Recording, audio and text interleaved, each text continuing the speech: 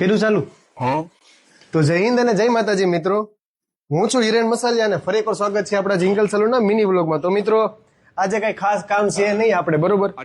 એટલે બસ જલસા કરીશું આપણે.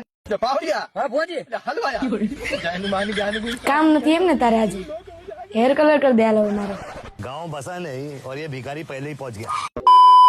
ત્યારબાદ હું આવી ગયો સલૂનમાં અને દીદીનું સરસ મજાનું કન્સલ્ટેશન કરી નાખ્યું ને વિડીયો લઈ લીધો પોસ્ટ માટે કે ભાઈ કઈ રીતનો કલર કરવો છે. મને કે તું તારી રીતે કરી દે, મેં કીધું હું મારી રીતે કરી દઈશ, તું કેમ નહીં થાય ભાઈ. ત્યારબાદ દીદીને બેસાડી દીધી સરસ મજાનું હેર વોશ કરવા માટે અને હું કલર મિક્સ કરવા બેસી ગયો અને મેં કલર યુઝ કર્યા હતા ગ્લેમ સિલ્કના. ખમો હારવાર તમને શેડ બતાવી દો એટલે તમારે કોઈ કરવો હોય ને તો ઉપાધિ નહીં. પહેલો હતો 7 સ્ટોક 77, બીજો હતો 6 સ્ટોક 77 ને ત્રીજો હતો 6 સ્ટોક 11. ત્યારબાદ ત્રણેય કલરને સરસ મજાનો મિક્સ કરીને દીદીના હેર કરી નાખ્યા ડ્રાય, કારણ કે વેટ હેરમાં એપ્લિકેશન કરવાનું નહોતું. ત્યારબાદ ટાઈમ વેસ્ટ કર્યા વગર ફટાફટ મેં ક્રીમ એપ્લિકેશન સ્ટાર્ટ કરી દીધું. અને મિત્રો એમાં તે દીદીના હેરની લેન્થ અને ગ્રોથ બહુ જ વધારે હતી એટલે કલર ફટાફટ પૂરો થઈ ગયો. પછી મેં હિતલાને કીધું જો આને ભાઈ કલર બનાવી દે ફટાફટ, મને કે હાલ બનાવી દે. અને મિત્રો એક રીતે જોવા જાય ને તો કલર બાબતે અમારે હિતલો કારીગરનું બાસ્કું છે. આમ જો કાઈ છે આને કેવી નીંદરું કરે છે, કેવી હરખાઈ છે. ઠીક, હવે એના હેરમાં તો આપણે કલર એડ કર્યો છે એટલે એ તો હવે 45 મિનિટ આરામ જ કરશે, પણ આપણે ક્લાસ અટેન્ડ કરવાનો હતો જે હતો ઇકોપ્લાસ્ટિયા નામની ટ્રીટમેન્ટનો. એટલે હું શાંતિથી દબવાળી બેન સાંભળવા માંડ્યો કઈ રીતે કઈ જગ્યાએ હું યુઝ કરવાનો, એટલે આગળ જતા આપણે કોઈ દિવસ ટ્રીટમેન્ટ કરવી હોય ને તો વાંધો ન આવે, બરોબર ને? ત્યારબાદ પ્રોડક્ટના ટેકનિશિયન એટલે કે રાઘવભાઈને મેં મારી રીતે થોડા ઘણા પ્રશ્ન પૂછ્યા કે રાઘવભાઈ કદાચ આવું થાય તો આપણે કઈ રીતે કામ કરી શકીએ. એટલે રાઘવભાઈ મને શાંતિથી બેસીને બધું લખાવી દીધું અને સમજાવી દીધું. મેં કીધું હાલો હવે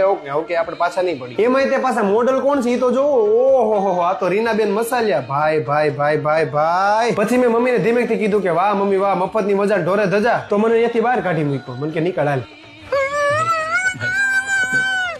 ત્યારબાદ સલૂનમાં આવીને જોયું ને તો સ્ટુડન્ટ લોકો ફ્યુઝન નું કામ કરતા હતા અને ઓલમોસ્ટ પૂરું થવામાં જ હતું. અને ફાઇનલી મિત્રો આ તો ફ્યુઝન ટ્રીટમેન્ટ નો ફાઇનલ લુક. મિત્રો જોઈ શકો છો કેવું છે, એક નંબર લાકડા જેવું ચમચમે છે ને. અને પછી તો મિત્રો મેં સ્કિન કેર માં જઈને જોયું ને તો મમ્મીનું કામ ઓલમોસ્ટ પૂરું થવામાં જ હતું, કારણ કે ખાલી વાઇનિંગ બાકી જીતું, બાકી તો બધું કમ્પ્લીટ થઈ ગયું. અને લાસ્ટમાં થોડું એવું યુ કટ આપી દીધું. તો આ છે મિત્રો ઇકોપ્લાસ્ટિયા નું ફાઇનલ લુક. તમે જોઈ શકો છો એકદમ સ્મૂથ, એકદમ જોરદાર શાઇન આપે છે અને 100% સ્ટ્રેટ લુક આપણને મળી ગયો છે. તો તમારે બી જો આવી ટ્રીટમેન્ટ કરાવી હોય તો જલ્દીથી મારા નંબર ઉપર તમે કોન્ટેક્ટ કરો અને મને ફોન કરીને તમારી જલ્દીથી દિવાળીની અપોઇન્ટમેન્ટ બુક કરાવો. તો કોની રાહ જોવો છો? જલ્દી ફોન કરો, હાલો હું રાહે છું તમારો ફોન ઉપાડવાનો. પછી તો દીદીના હેર કલરનો ટાઈમ થઈ ગયો એટલે ફટાફટ વોશ કરાવીને હું રાઘવભાઈ એને ડ્રાય કરવા માંડ્યા. તો ફાઇનલી મિત્રો 4 કલાક બાદ આ હતો દીદીનો ફાઇનલ લુક. તમે જોઈ શકો છો એને જેવો કલર જોતો હતો એવો જ એને આપણે આપી દીધો છે. તો તમારે ક્યારે કરાવવો છે જલ્દી મને ફોન કરીને બુક કરાવો અપોઇન્ટમેન્ટ, હાલો. તો ફાઇનલી મિત્રો આજનો દિવસ બી થઈ ગયો છે પૂરો. તો કાલે ફરી મળીએ નવા વ્લોગ સાથે, નવી મોજ મસ્તી સાથે. લાઈક કરો, ફોલો કરો અને શેર કરો. અને હા, મારી યુટ્યુબ ચેનલને સબસ્ક્રાઇબ કરવાનું ન ભૂલતા હો. Thank you so much.